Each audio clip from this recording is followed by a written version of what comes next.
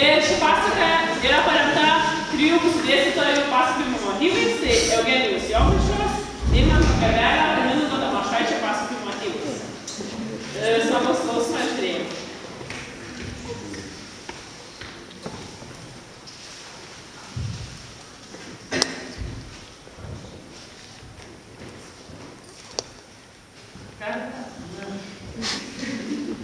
Man atrodo, jai nereikia mikrofono.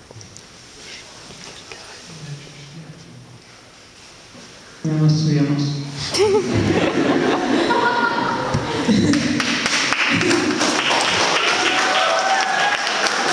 Istoriniams taip nelabai sekasi. Taigi, Gotų niekada nelankytose žemėse gyveno našlaitėlė.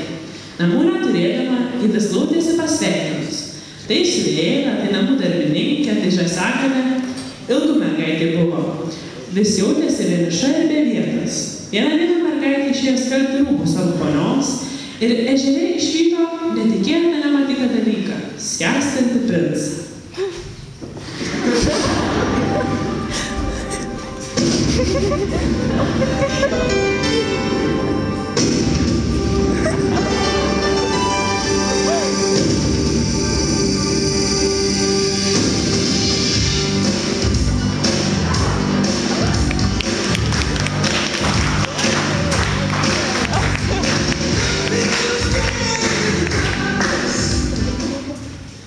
Visą princo gelbėjimo operaciją nuo kranto stebėjo 3 išminčiai – ilgasis, trumpasis ir rudasis.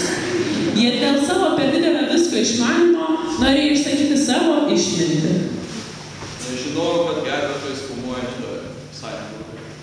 Graži pora, nors ir nepagalvota klientai. Rinkimų išrinko ir rodo, jums lemta tuoštis. Tada man reikia mano tėvo leidimų. Ir po šios visos išsakytos išminties net medis pritarčiančiai suošė. Tai buvo gamtos ženklas, kad jis santuoka bus laiminga.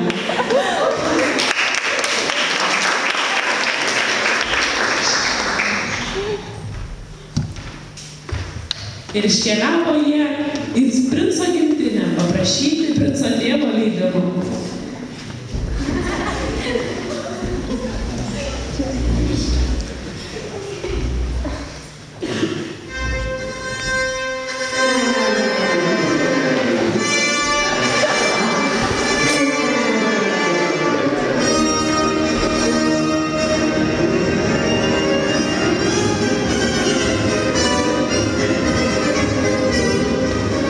O netolimoje karalystėje už jūrų marių gyveno karalienė ir ugnies karalius.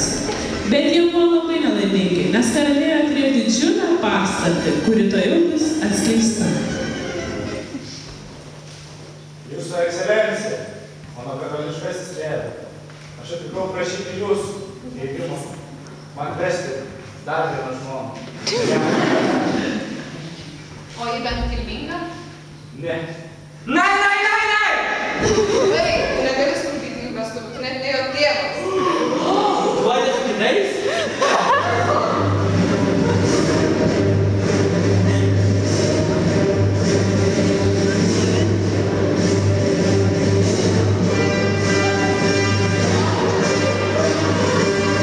Labai, aš tavo tėvas.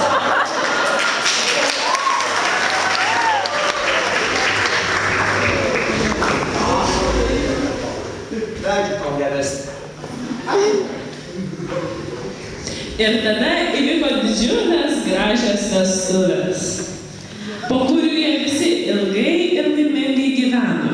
Susilaukė net 9 vaikų, kurie atėjo greitai po vestuvių.